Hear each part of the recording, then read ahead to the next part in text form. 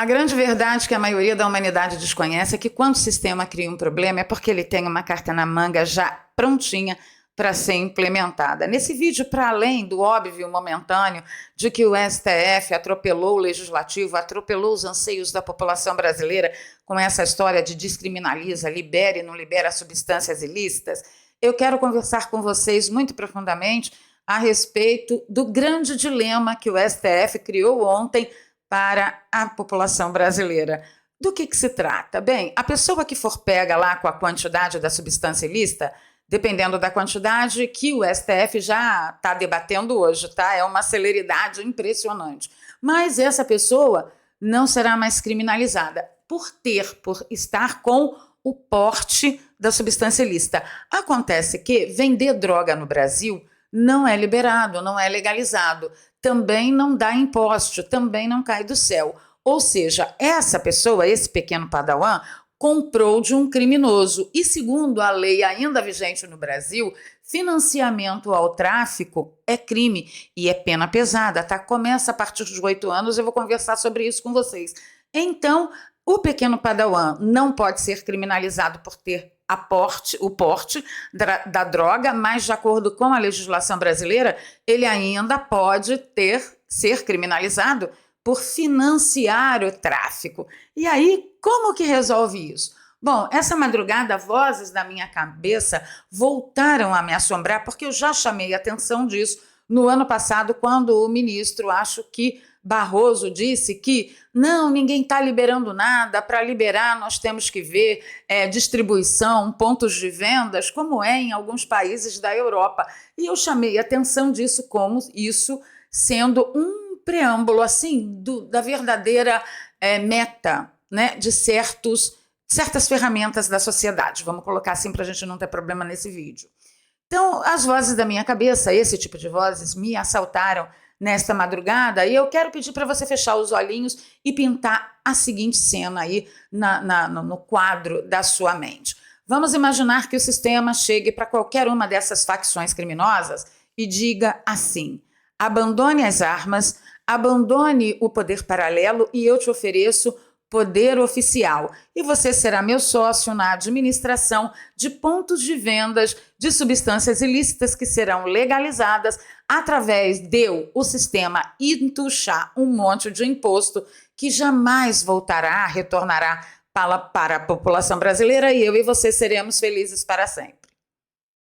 Eu sei que é nesse momento do vídeo que você tem certeza que aqueles antipsicóticos comprados pelo Palácio do Planalto foram roubados por mim. Mas eu vou te pedir uma chance. Segura na minha mão, vem comigo. Você deve estar estranhando muito porque você não deve saber que isso já aconteceu e o país é nosso vizinho.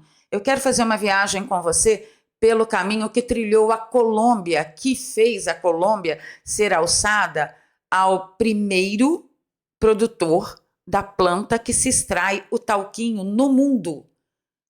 Hoje a Colômbia é o maior produtor. E como será que começou essa guerra que fez a Colômbia ser coroada com esse desgraçado primeiro lugar? O caminho parece muito com o caminho que o Brasil está trilhando. E eu quero falar sobre isso com vocês. Então, eu vou pedir o seu like logo agora no início do vídeo, compartilhamento nas redes sociais e nos grupos de Telegram e Zap, ajuda a nossa voz a chegar mais longe. Se você é novo por aqui, se inscreva no canal e ative o sininho. Se você já é de casa, você já sabe o que fazer. Antes da nossa viagem à Colômbia, no entanto, eu quero deixar aqui algumas considerações que eu fiz ontem no meu X. Aliás, se você não nos segue, está perdendo tempo. Lá é onde o pau quebra primeiro. O link está aqui na descrição de todos os vídeos que a gente faz, tá? Então, em setembro de 2023, houve uma pesquisa, né, que consultou qual era a disposição e anseio da população em relação à liberação de todas as drogas. E, como vocês veem aqui, né, nesse demonstrativo, 61% da população foi terminantemente contra, 17% da população preferiu não responder e apenas 22% dessa população consultada nessa pesquisa disse que era a favor. Então, a pergunta é, como se fosse admissível o STF legislar, porque não é, mas vamos para além do bate-pronto. Se o STF não está legislando a favor do povo, ele está legislando a favor de quem?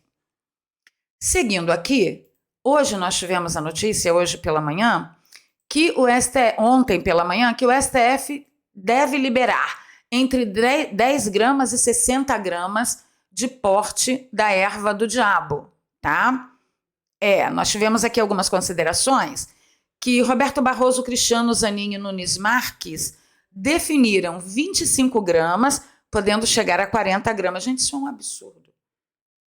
O pequeno padawanzinho faz 10 viagens com 60 gramas no bolso, o tráfico já comercializou 600 gramas. Só naquele dia, de 10 viagens, 10 entregas, são 600 gramas. E assim vai, tá? Olha que decepção com o Nunes Marques, sinceramente. Definiram 60 gramas Alexandre de Moraes, Gilmar Mendes, Carmen Lúcia e Rosa Weber, podendo chegar a 40 gramas.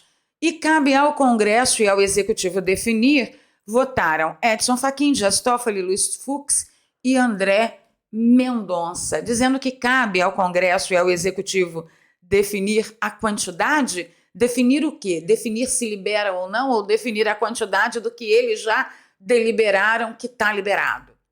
Quer dizer, é um escárnio absurdo. Não cabe, pelo menos para quem tem 2 neurônios, é inadmissível esse tipo de raciocínio. A coisa virou a casa da mãe Joana.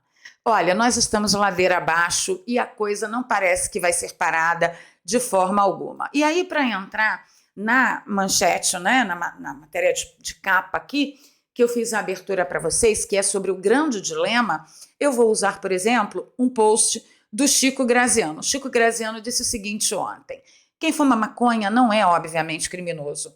A questão, porém, é outra, de ordem republicana. O tribunal não tem competência para decidir a esse respeito. Se o Congresso aceitar essa invasão de competência, acaba o regime democrático. Tadinho. Ele ainda acha que tem algum regime democrático e ele acha que maconheiro não ser criminoso não é uma questão republicana. Descriminalizar quem financia o tráfico não é uma questão republicana. E eu deixei lá, né? Bichão, quem fuma maconha não é criminoso, não. Ele foi até uma biqueira, financiou o tráfico, comprou na mão de traficante, mas ele não é criminoso. Mas, para corroborar ainda mais, para vocês terem mais segurança no que eu estou alegando para vocês, eu tirei aqui de um artigo do Jus Brasil o seguinte, olha: o crime de financiamento do tráfico de drogas está previsto no artigo 36 da Lei de Drogas e prevê a seguinte conduta criminosa.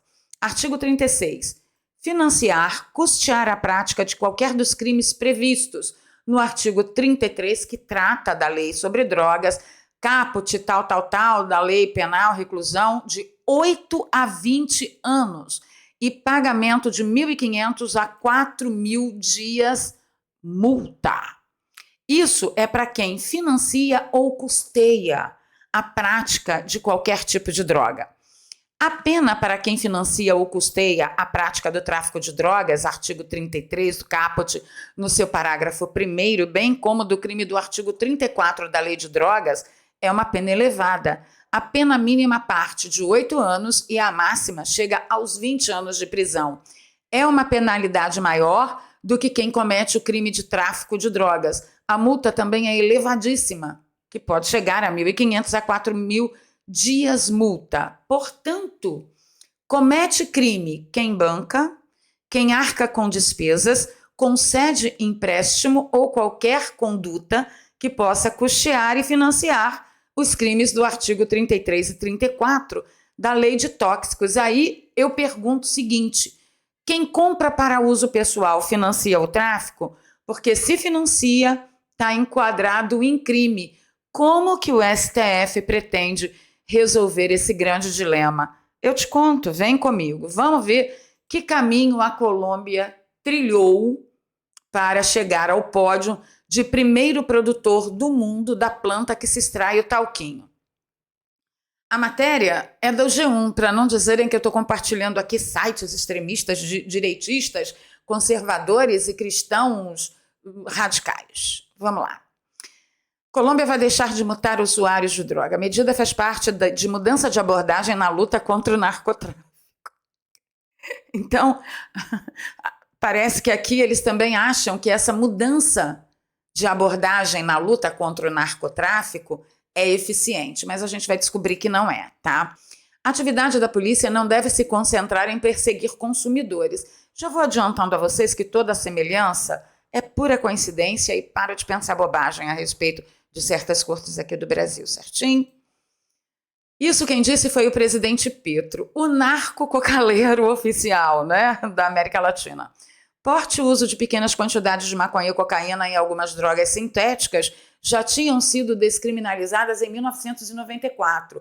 Então, quando você ouvir argumentos, seja de que lado que for, tanto da trupe jornalística, quanto da trupe artística, quanto da trupe cortística, saiba que isso é mero espantalho, isso é mera alegação sem base nenhuma. É uma fantasia, porque tudo isso, o porte e uso de pequenas substâncias, no caso da Colômbia, foi totalmente descriminalizado em 1994 e o resultado não foi bom. Eu já te trago uma matéria de 2024, tá? Bem, o governo da Colômbia, à época, revogou multas contra o consumo de pequenas quantidades de drogas como parte de uma mudança em sua abordagem na luta contra o narcotráfico no principal país produtor da planta que produz o talquinho no mundo. Um decreto do executivo divulgado neste sábado, né, na época que foi publicada a matéria, por veículos de imprensa locais, suspendeu a vigência das sanções contra o porte de substâncias entorpecentes ou psicotrópicas que sejam de uso pessoal e não para venda. Então já tinha ali uma certa leniência, tá? Quais foram os argumentos utilizados lá na Colômbia? Primeiro que o combate ao tráfico está sendo totalmente derrotado. Então, a gente precisa mudar o modo de lutar contra o tráfico. Não adiantou lá na Colômbia. E aí, eu trago o que me parece ser aquela maluquice que você teve certeza que eu roubei os psicotrópicos, os antipsicóticos do Dilma, tá? Quando eu falei para vocês na abertura do vídeo. Se chegar para o PCC, por exemplo, estou usando só um exemplo, mas pode ser qualquer outra organização criminosa, CV, Terceiro Comando Puro, Família do Norte, Serofininho, enfim. Vamos lá. PCC, abandone as armas. Abandone o poder paralelo. Venha para o poder oficial. Quem acha isso junto comigo são os analistas do DefesaNet, que escreveram esse artigo. Peraí, eu não consegui saber a data. Não consegui, mas enfim, já tem algum tempo, tá? 17 de dezembro de 2017, tá aqui. Exclusivo, o PCC tomará o mesmo caminho das Farc, se tornará um partido político e anistiado e continuará traficando, como é o caso que está acontecendo agora na Colômbia. Vou aumentar aqui as fontes para você conseguir acompanhar comigo melhor, né? Então, assim, o GAECO fará intimações, eles estão contando daquela época em que encontraram políticos de um certo partido que faziam parte também de cooperativas de transporte numa reunião junto com líderes do PCC aqui em São Paulo. E aí o Moura, que foi encontrado na sede da cooperativa de clandestinos, ligado ao crime organizado numa batida policial quando negociava com os marginais. Ele se safou por ser deputado. Sua base eleitoral é a Zona Leste de São Paulo, onde se concentra o cérebro do PCC. Isso foi em 2017, porque hoje todo mundo sabe que o cérebro do PCC se concentra em outro local. E é o grande articulador dos lobistas do Congresso Nacional para tornar a facção criminosa como um partido político e anistiar seus integrantes, como revela a fonte do DefesaNet. Como a situação tem avançado, uma imensa articulação política está em curso para transformar o PCC num partido político, como ocorreu com as Farc, que nunca foi reconhecida no Brasil, por exemplo, como grupo terrorista e criminoso. E as Farc também ganhou um apoio extra nos governos Lula e Dilma, com um acordo com o governo da Colômbia, patrocinado por Cuba, que teve as Farc como movimento social e anistiou seus integrantes de crimes de sequestro, tráfico, terrorismo, latrocínio, homicídio, roubo, cárcere privado, entre diversos outros crimes. O mesmo caminho deve ser seguido pelos advogados e deputados contratados pelo PCC para postularem a causa. Para você que ficou em dúvida, eu vou deixar o link dessa matéria específica aqui na descrição, tá? E aí, nós temos outra matéria do Poder 360, que é totalmente esquerdista, dizendo que as Farc mudaram de nome para se distanciar da imagem da guerrilha na Colômbia. Ou seja, depois que eles viraram partido político, porque essa matéria aqui é de 25 de janeiro de 2021, o Partido Colombiano Farc, Força Alternativa Revolucionária do Comum, anunciou no domingo, dia 24 de janeiro de 2021, que passará a se chamar Comunes. A legenda foi formada depois da desmobilização do grupo guerrilheiro com a mesma sigla em 2016. O que eu tenho que chamar a atenção de vocês aqui é o seguinte, que o Poder 360 está retratando as Farc como um grupo revolucionário, mas as Farc não era só isso. As Farc era um grupo revolucionário que financiava a sua revolução através do tráfico de drogas, armas e tráfico humano, como disse o artigo aqui do Defesa Net. Então, não, eles não eram só um grupo revolucionário, eles eram o maior grupo, a maior facção criminosa narco-terrorista da Colômbia. Chegou uma época que as Farc chegou a deter a colocação de maior da América Latina, vocês têm noção? Tem noção do que a gente está tratando aqui? E ainda assim, com toda aquela gama de crimes que eu acabei de discorrer para vocês, as Farc foi anistiada de todos os seus crimes e ainda virou partido político. Mas calma que tem muito mais para falar aqui, por exemplo, se isso resolveu o problema do narcotráfico no país, porque, afinal de contas, o que eles defendiam na época era o seguinte argumento: se a gente descriminalizar as Farc e liberar esse negócio aí de pequenas quantidades, nós teremos o problema do narcotráfico resolvido. Resolveu? Parece que não. Mas antes de continuar, a gente vai falar dos nossos patrocinadores. O Dr. Laí Ribeiro tem um recado importante para a sua pele. Você nunca verá a sua pele sair disso. Para isso, enquanto não tratar de dentro para fora. E a melhor forma de fazê-lo é através da tecnologia do Transresveratrol, que em contato com o corpo humano produz o gene da longevidade do jeitinho que ensinou o Dr. Laí Ribeiro. Primeiro, o resveratrol tem que ser trans. Esse resveratrol, ele tem a habilidade de, no ser humano, estimular o gene da sirtuína 1 e sirtuína 2, que vai produzir a proteína sirtuína 1 e a proteína sirtuína 2, que é o gene da longevidade. Bem, o Transresveratrol está no nosso potinho de Sinata Gotas, isso garantido pela Anvisa, e eu sou a prova viva de que o Sinata Gotas tem sim muita eficácia no combate a rugas, linhas de expressão, bigode chinês, pés de galinha e hidratação. Eu estou usando Sinata Gotas desde outubro do ano passado, estou muito satisfeita, é nítido toda a transformação que a minha pele passou nesses últimos meses, e eu mais que recomendo, porque o Sinata Gotas não é só bom para a sua pele, não. Ela trata a sua pele de dentro para fora e também faz muito bem ao seu bolso, porque está com uma tremenda promoção. Tá? Então o link que eu deixo para vocês, tanto no comentário fixado quanto na descrição, leva você a essa página onde você tem todas as informações complementares, outros testemunhos como eu, que as mulheres que são mulheres comuns, né? Não é nenhuma atriz, nenhuma influencer com um roteiro na mão, podem contar aí a experiência que tiveram com Sinata Gotas. Tem a opinião médica, aqui está o Transresveratrol, que a Anvisa garante, que está no potinho do Sinata Gotas, e o combo que a gente sempre sugere para você é o combo de 3 meses de tratamento, por ser muito mais econômico, cada potinho sai muito mais barato, e nessa promoção dos 3 meses de tratamento, você já garante o pote de ácido hialurônico de presente e frete grátis para cada cantinho desse Brasil. Isso tudo por menos de R$30 na parcela, dividindo no seu cartão em 12 vezes. Então o link está na descrição e no comentário fixado. Dê uma chance para a sua pele, comece a tratar de dentro para fora usando o Sinata Gotas. Eu tenho certeza que você vai ser minha companheira aqui em dizer nos comentários, como tantas outras mulheres e homens que adquiriram o Sinata Gotas: Valéria, quando você fala do Sinata Gotas, você é muito verdadeira. Então o link está aí para você, tá bom? Então vamos voltar aqui. Vamos falar a respeito da solução. Será que resolveu essa mudança de paradigma no que tange a combater o tráfico de drogas na Colômbia resolveu? Não, não resolveu. Por quê? Porque a partir do momento que as Farc abandonou as armas e o poder paralelo, lembra que eu comentei ontem, no vídeo de ontem de manhã, que não existe vácuo de poder, meu amigo?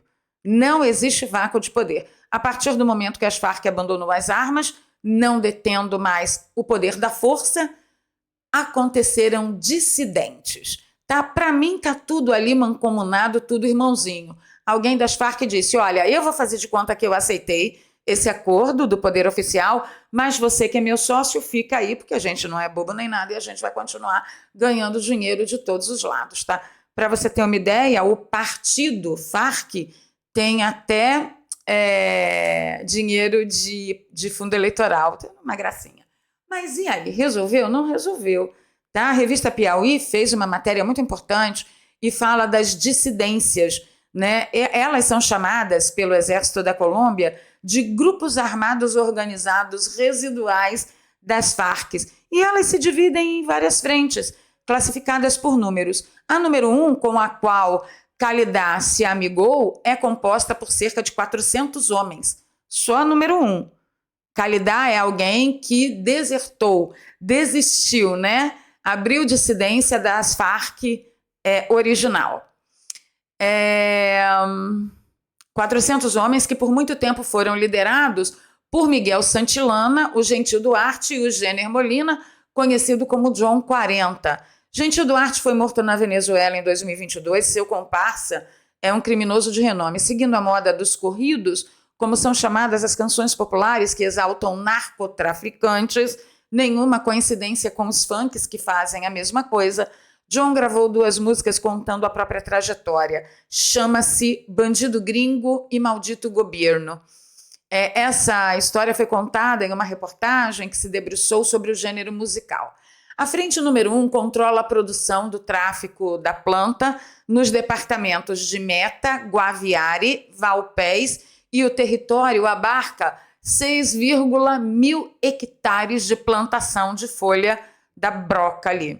Segundo o relatório mais recente do Escritório das Nações Unidas. De acordo com os informes de inteligência do Exército Colombiano, a broca, produzida por um grupo, era transportada em barcos por 520 quilômetros entre as cidades de Miraflores, Mitu, na Colômbia. De lá, ela vinha para Manaus por meio de aviões e aerovias regional Del Oriente Aero, uma empresa de táxi aéreo que tem uma frota de 9 aeronaves. Os militares suspeitam que lotes menores eram levados por embarcações que percorriam os rios Valpés e Negro até Manaus, ocultos em carregamentos de farinha, carne ou peixe.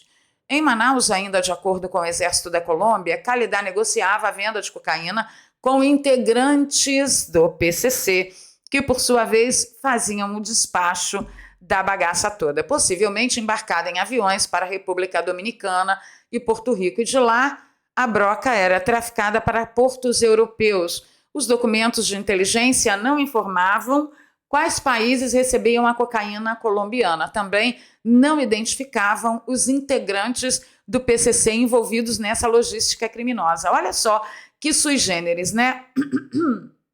Apesar do Escritório das Nações Unidas sobre Droga e Crimes saberem qual é a rota, como que era traficado, o território onde era cultivado, ainda assim eles alegam que não conseguem combater o tráfico.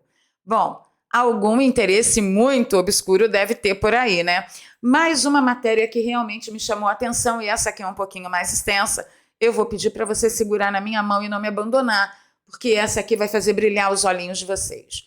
É uma matéria da BBC de 11 de setembro de 2021 e diz como que a Colômbia produz mais droga, apesar da redução de área de cultivo, porque até esse acordo teve quando as Farc viraram partido político. Olha, vocês vão abandonar as armas, vamos diminuir o território de produção? Ué, mas as Farc não iam abandonar totalmente a produção para virar uma entidade honesta e digna, virando um partido político? Não, meu pequeno padawan, não. Vamos lá. Embora ilegal, a broca na Colômbia parece atualmente um negócio estabelecido. Muitos trabalhadores recebem um bônus em dezembro, há investidores que pagam adiantado e os preços não oscilam muito. Já o tempo dos monopólios de Pablo Escobar ou das Forças Armadas Revolucionárias da Colômbia, hoje, ao contrário, existe uma multiplicidade de atores especializados em cada etapa da cadeia produtiva. E o mercado se regula. Há competição entre eles. Olha que belezura. Até o mercado de ilícitos sabe que é necessário liberdade para crescer e florescer. O que não mudou é que a indústria da broca segue sendo uma das principais inimigas do governo colombiano, agora sob comando de Iván Duque, na época da produção dessa matéria. O político de centro-direita fortaleceu a aliança com os Estados Unidos, que só na Colômbia investiu mais de 11 bilhões de dólares no combate às brocas. O governo Duque conseguiu que, de acordo com algumas estimativas, o cultivo da folha da planta fosse reduzido por 3 anos seguidos. Mentira, né? Porque ali Iván Duque informou o que tinha às mãos. E quem disse que a informação que ele tinha às mãos era verdadeira? Mas isso não impediu que a produção da broca aumentasse.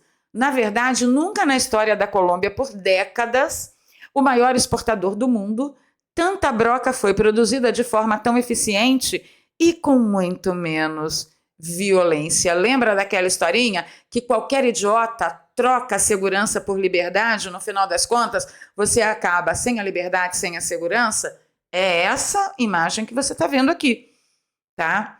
A Colômbia, achando que fosse ter menos violência, desarma as Farc, vamos fazer um acordo, não é? A violência chegará mais cedo ou mais tarde. Vamos aqui. E aí a matéria continua dizendo, e para Daniel Rico, economista especialista em narcotráfico, não sou eu que estou falando, é o Daniel Rico, que é especialista em narcotráfico. Ele diz que, embora essa coisa do tirar as Farc do poder, transformar as Farc num partido político, tirar a violência da rua, esse novo modo de combater o narcotráfico e o tráfico ter crescido concomitantemente a essas normas, ele diz que não é um paradoxo. Ele diz que a broca hoje tem mão de obra qualificada, que há melhorias na produção, e porque há estabilidade estrutural na dinâmica do mercado, ou seja, há uma estabilidade do plantio, da produção e da distribuição.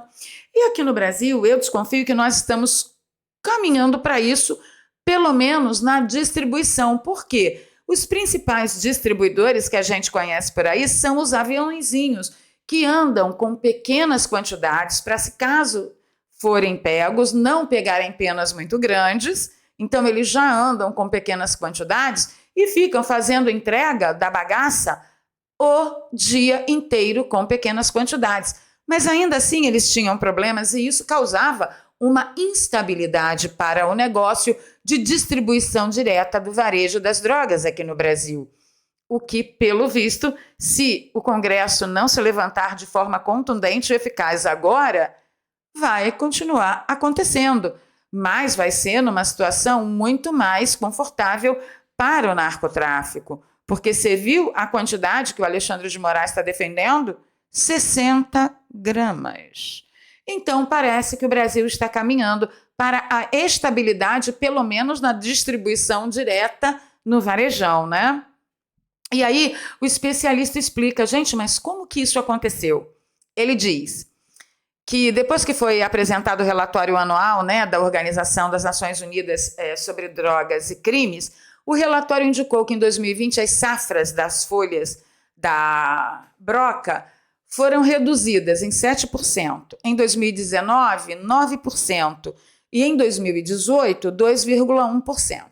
As reduções dos últimos 2 anos foram maiores praticamente 6 em 7 anos, disse ele na apresentação do relatório, celebrando uma de suas apostas mais importantes, a erradicação voluntária ou forçada de lavouras, né?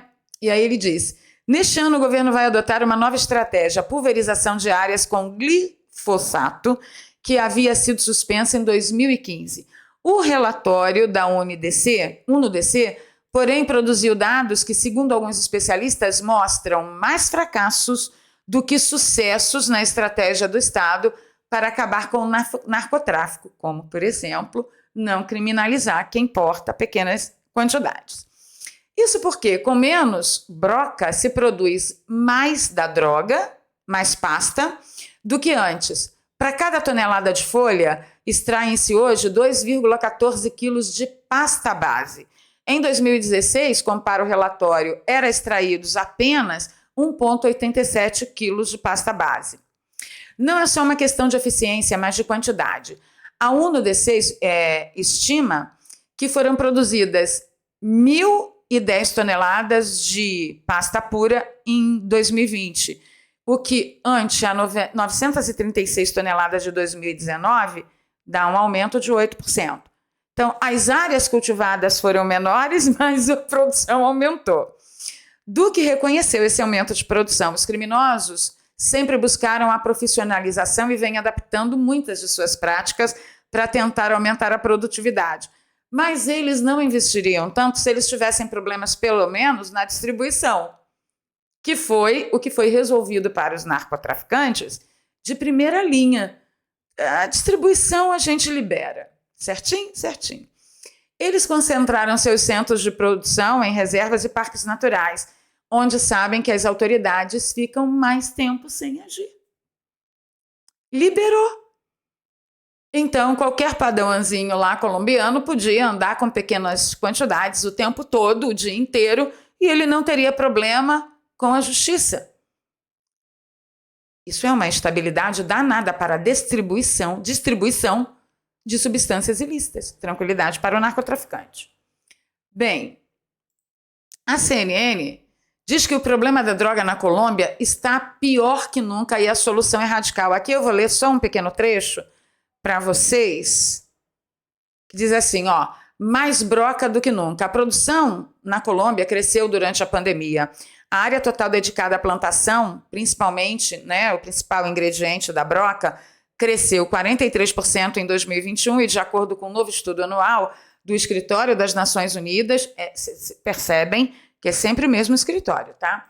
Ao mesmo tempo, a quantidade potencial produzida por hectare cresceu mais de 14%, como eu pontuei para vocês no trecho aqui. Aí tem algo também concomitantemente a esse aumento de produção, né, extração maior de pasta base por menos quantidade de folha, que disse o seguinte, ó, há alguns anos era possível conduzir durante horas para se ver plantações da broca, agora são muito mais comuns, encontram-se a menos de 1 quilômetro da autoestrada principal, ou seja, virou mesmo